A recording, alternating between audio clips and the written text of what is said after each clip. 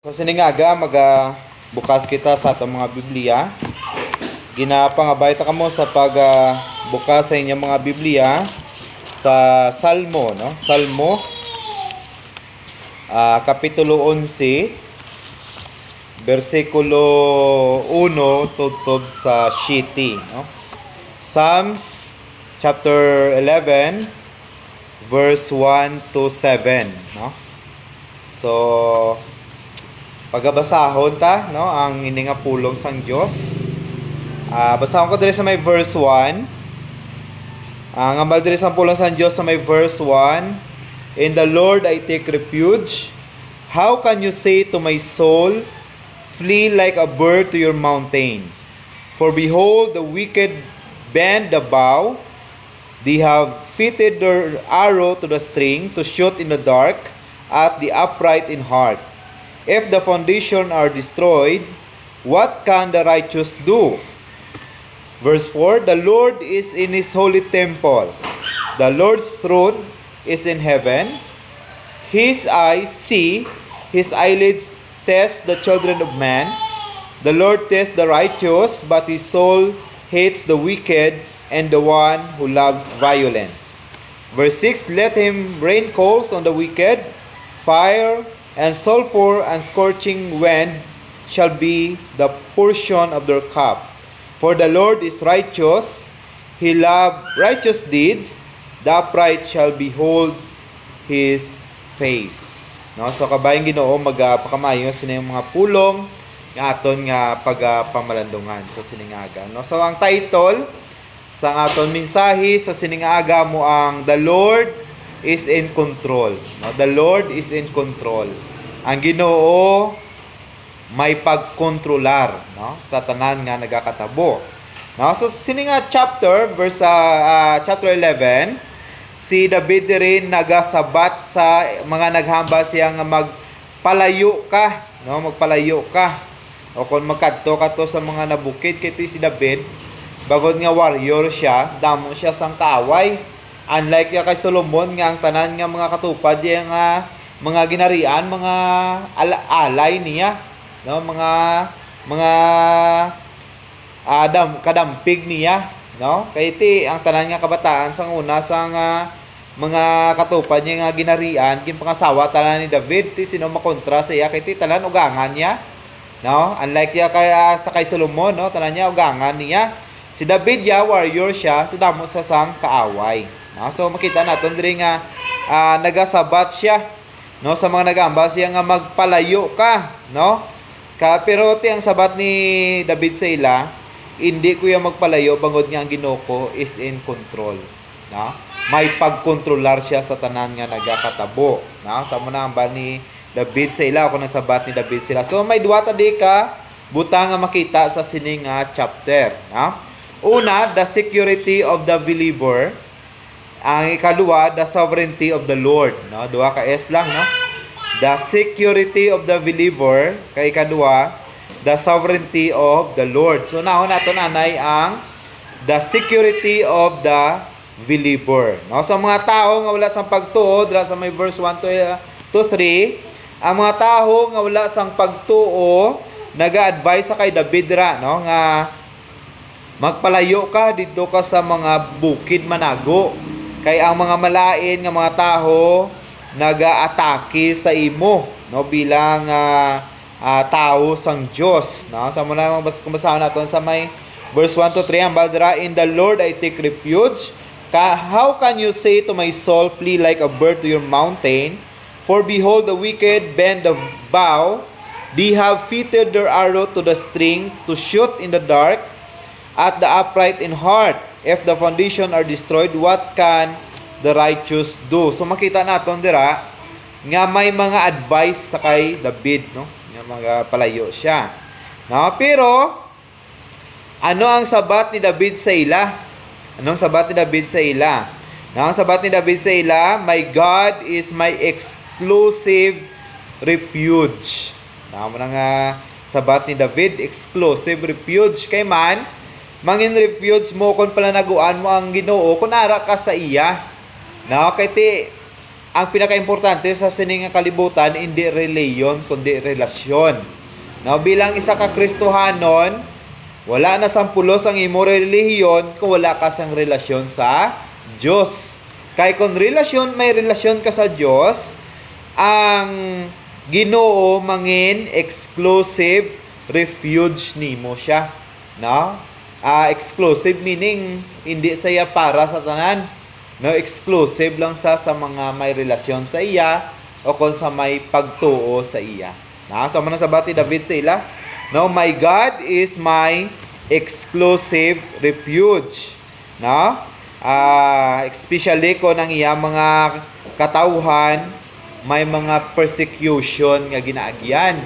O kung ang iya mga katawhan may mga pagtilaw nga ginaagihan. Kaangay sa sini nga sitwasyon nato subong, no? Ara kita nagatubang sa pandemya, ang COVID-19, no? Ang mga tao subong gakakulbaan kay basi ma-infect kita sa aton nga unseen enemy, no? Unseen enemy in the sense nga hindi makita, no? May mga tao nga ginakulbaan, especially mga daw kwarta subong, no? Pag announce nga may community quarantine, hindi pa enhanced community quarantine pa lang, mga magranon nga panic buying diyon, no? Bagon nga grabe ka kulba ang ilang nabatyagan kay basi mawadaan na sila pagkaot ni magutman sila, unlike sa aton nga do kaangay natin sa mga kanding nga nagahalab diya, no? Pwede tayo kakaon tangkong, no? Kung ano dira nga mga dahon-dahon, lupo, no? Tugabang, no? Sila yung ginakulbaan, no? Pero kunara kaya sa Ginoo, ang Ginoo mo is your exclusive refuge, no? Eksklusibo sa iyang palanaguan para sa imo, no? Kaya mga wala sang relasyon, wala iya sang palanaguan ka nga isang palanaguan naton nga mo ang Diyos, no? So dire pagit, no, sa my verse 3, dira ni David, if the foundation are destroyed, what can the righteous do? No? So nagapakita ina sang total nga pag-commit ni David sa Ginoo, pero nagaka-confuse siya, no? So kung isa nagabot na sa aton nga we are committed in the Lord, pero wala sa nagabulig sa aton, no? Kung isa nagabot na siya sa aton, no? Nga especially subong grabe ka pigado kay man wala sang obra, wala sang negosyo, no? So kisa ang aton pag-commit sa kagalingon naton sa Ginoo, aton nga commitment sa Dios, kung kisa gaka-confuse kita, no? Committed pero confused kay daw wala nagabulig ang Ginoo sa aton, no? Pero dumdumon naton mga utod nga ang Dios naton kaangay sang Dios ni David is in control, no? Ang ining pandemya nga nagalapta subong, hindi ni siya nga hasta mapatay kita, no? Mayara ini siya sang katapusan. Na amo na nga ginatudlo ang aton ang isa sa mga ginatistingan subong nga aton pagka masinulundon, no, ang aton nga insakto nga pagsunod, no, sa gobyerno. Kay man kung hindi ka masinulundon sa government, o kaangala na nga wala ka man nagasunod sa Ginoo, no? So madula ni siya kung ang tao mangin masinulundon, no? Ang ginambagan isang mga Chinese ang una sang naga-quarantine sila ya draconian nga quarantine, no? Draconian extreme nga quarantine ang ginimo nila para nga sa sulod sang sobra 1 month madula dayon ang virus, no? Kay manti isang sa China ya sa dito sa Wuhan, kung hindi kaya magsunod sa ilang government bangod nga may quarantine kina amot ka nakatanaw ka mo may mga video yung nga ginapaniro sila, no? Kay wala sila nagatuman, no? Ti sa India subong kung hindi ka magtuman wala ka man ginatiro pero ginabalbal ka, no? So extreme nga quarantine. So sini nga chimpo ginatistingan ng aton nga obedient, no?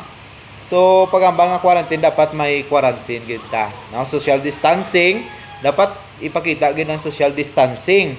Ang correct sanitation dapat i-observe man, no? Para nga ang ining kagaw hindi na maglapta, no? Kay hambakon ni God nga Domingo duwa lang man ang imon sang kagaw sa aton, Kung hindi sa mapatay sa lawas ta, bago sa aton nga immune system nga baskog, kita ang patyon sang kagaw. Sa sulod sa 14 days, da na sa salawas mo. Kung wala sa sanglapnan, dra na sa salawas mo, hindi na sa maglapta. Sa mo na sa nga 14 days, ang aton nga quarantine. Ting aton nga government subong, doon nagaplano naman nga dugangan, bangod nga may mga local transmission na nga katabo, especially diri sa may Bacolod, no? May mga local transmission na nga nagkatabo. So, I hope nga diri sa bago, hindi lang di sa magsulod, no? Isa na mo lang PUI ito sa Bondra na lang sa Napoles. So, I hope nga hindi di sa magsulod sa aton. Kaya kung magsulod isa sa aton, may mga barangay gidyang nga total lockdown. No, kagang government na lang mapakaon sa ila. Ti subo na sa Batyagon. No? So, dire, no, luwat, sa may verse 3 makita naton dira nga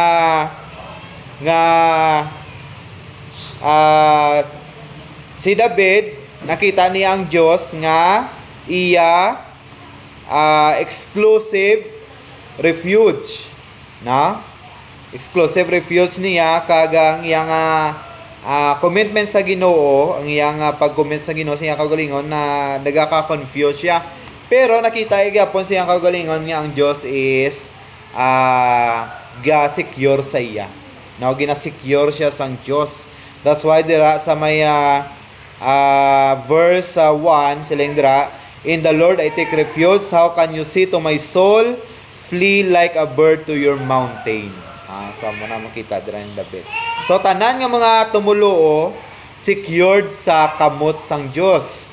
Mapatay man ta sa physical nga spito, pero imposible nga mapatay kita sa spiritual naton nga kinabuhi. No? Kaya ti kung Kristohanon kaya tuod gyud mapatay ka, pero ti ang imo kamatayon niya manging kadalagan bangod sa relasyon mo sa Ginoo. So hindi ka dapat magkakugmat, no? Kundi nga dapat dugangan tapagid ang pagtuo ta sa Ginoo.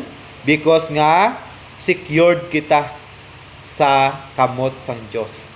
Tanan nga tumuluo secured sa kamot sang Dios. Ikadua, the sovereignty of the Lord. The sovereignty of the Lord. No, ang Ginoo wala na naga-secure sa aton kundi nga ginapakita yaman nga He is a sovereign Lord. So si David nakita niya nga secure siya sa kamot sang Dios. Muna nakita ni David diri sa may verse 1 to 3, no, nakita niya nga secure siya sa kamot sang Dios, bagod nga ang Dios niya is iya nga exclusive refuge. Pero wala ilang nakita inang security, kundi nakita niya nga ang Diyos is sovereignty man, no? Meaning may full control siya, no? So nga nakahambas si David nga sovereign ang iyang Diyos. Ambayan na sa may verse 4, siya the Lord is in His holy temple, the Lord's throne is in heaven, His eyes see, His eyelids test the children of man. No? So ano makita naton dira? No? Nga soberano ang Dios, kay ang iya ginharian wala diri sa duta, no? Ang ginharian niya ara sa langit, no? Naga-rule siya sa tao from heaven, kag ginakontrol niya ang tanan nga butang. No? Bisan ang mga nagakatabo sa kabuhi sang tao, bisan ang calamity o kon bisan ang nagakatabo nga pandemya subong. Hindi ta mahambal nga wala dira sang kontrol ang Dios. Kay karon kung magambatan ang Dios wala sang kontrol sa pandemya nga katabo subong, no? Butig na ginahambal naton nga He is powerful. So hindi ta magkalipat nga ang Dios powerful. So meaning bangod nga powerful siya, may control siya sa sina nga nagakatabo. Sa nila ang nagtuga kung sinisang COVID-19 ang yawa, no? Sakto man na siya, no? Pero hindi ta na mamba nga wala dira sang pagkontrolar ang Dios. No? May ara gyapon dira sang pagkontrol ang Dios. Bisan ganin sa kamatayon ni Kristo ang yawa mo nagplano, may kontrol ang Dios.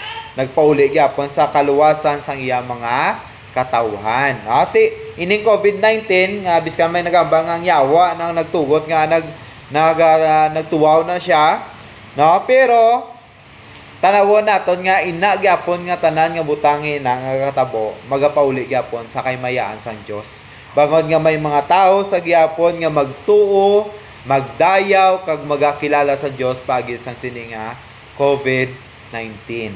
Ha? So ang Dios soberano pangod nga ang iya ginarian wala diri sa luta kundi ato sa langit. Naga-rule siya sa tao, no? Kaga naga-control siya sang tanan nga mga butang.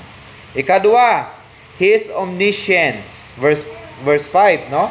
Ang dira sa may verse 5, the Lord tests the righteous, but His soul hates the wicked and the one who loves violence. Now, His omniscience. Mga bata ka ni omniscience, ang iya nga pagka-omnipresent. No? Omnipresent ara sa tanan nga butang bisan diin ka, no? Sa tanan nga tion ara ang Ginoo. So ang Dios naga-examine sang tanan ta nga ginahimo. No, bangod nga ara siya permi, no? Present sa permi, nakita iya permi ang tanan ta nga ginahimo. So ginatestingan niya ang aton mga ginahimo. Kagkabay nga sa piyak sang sini nga COVID-19, hindi tayo maghimo gyapon sang malain. Ha? Nga unahon ta permi nga aton kaugalingon, no? Muna bala mga isyu nga ginawa, ginkulang ko ang food pack kay ginuna ni kapitan tanan niya nga pamilya, no? So isyu man lang sa pero wala sang ebidensya, no? Hindi di sa barangay nato na sa tanan nga mga kung magtala ka sa Facebook, so mga amo na ang mga isyu nga ginawa, no? Wala na kami bilin kay ginuuna kapitan galing yang pamilya, no?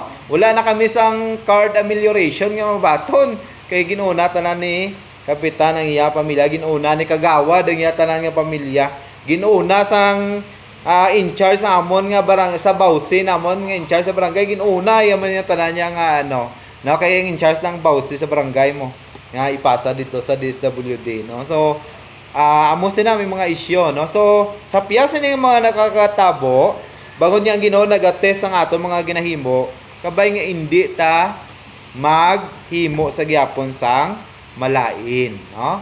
Kay Kristohano na kita, we are a new creature, ha?